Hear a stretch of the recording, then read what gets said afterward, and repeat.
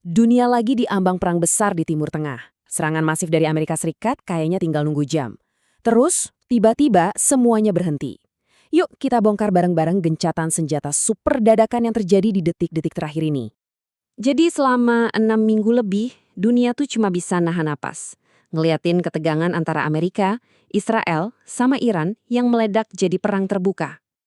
Terus, pas semua orang udah yakin serangan besar AS bakal terjadi, segalanya berubah dalam sekejap mata. Coba bayangin deh, cuma 90 menit sebelum jadwal serangan, pengumuman ini keluar dan langsung mengguncang seluruh dunia. Ini sebenarnya apa yang lagi terjadi? Efeknya langsung kelihatan.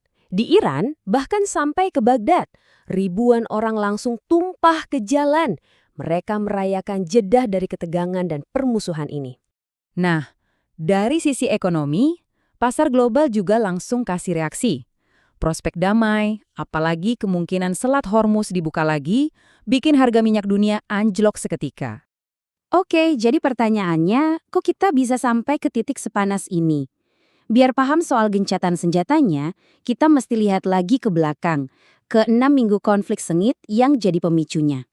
Eskalasinya tuh cepet banget. Awalnya dari serangan drone dan rudal Iran lewat operasi Janji Sejati 4 yang menghantam puluhan target.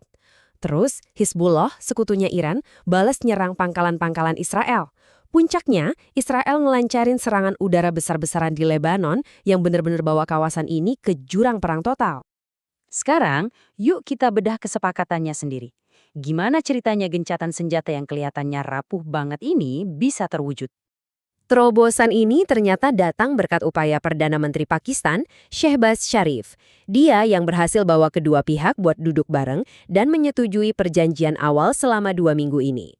Syaratnya simple tapi penting banget. Iran setuju buat buka lagi jalur pelayaran super vital, Selat Hormuz. Nah, sebagai gantinya, Amerika Serikat setuju buat nunda serangan yang udah mereka rencanain ke Iran. Tapi, jangan salah, gencatan senjata 2 minggu ini baru awalnya aja. Iran udah ngajuin 10 tuntutan yang berat banget buat perdamaian jangka panjang. Ini jadi sinyal kalau negosiasi ke depannya bakal super rumit. Anehnya, di tengah perayaan itu, justru muncul keraguan. Rasa skeptis yang kuat tiba-tiba menyebar, dan ini datangnya dari semua pihak loh. Nah, ini dia pertanyaan utamanya yang ditanyain semua orang, mulai dari warga biasa di jalanan sampai para analis politik. Bahkan di antara mereka yang lagi ngerayain, ada keyakinan kalau ini tuh bukan damai beneran. Ini cuma semacam jeda strategis aja dalam konflik yang skalanya jauh lebih besar. Yang menarik, para ahli di Amerika justru nggak nunjuk Iran sebagai risiko utama. Sebaliknya, mereka malah ngasih peringatan kalau sekutu terdekat AS sendiri, yaitu Israel, yang berpotensi aktif menyabotase gencatan senjata ini. Jadi, ini dia poin kuncinya. Ada benturan kepentingan yang fundamental banget. Di satu sisi, AS dan Iran lagi ngomongin kesepakatan.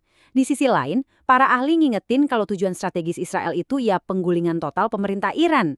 Ini bikin perdamaian abadi kelihatan mustahil. Analis lain ngomongnya lebih blak-blakan lagi. Pandangan mereka berakar dari ketidakpercayaan sejarah.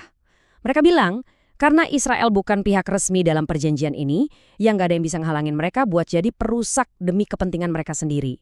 Lantas, ini semua bakal dibawa kemana? Untuk sekarang, seluruh dunia kayaknya cuma bisa menunggu dan melihat apa yang akan terjadi selanjutnya. Waktu 2 minggu terus berjalan, dan jalan diplomasi bakal dimulai tanggal 10 April.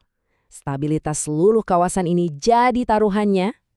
Ya, kita memang dapat jeda sekarang. Tapi, semua ketegangan di baliknya, tujuan yang saling berbenturan, dan rasa nggak percaya yang udah mendarah daging itu masih ada. Ini ninggalin kita dengan satu pertanyaan terakhir yang cukup bikin resah.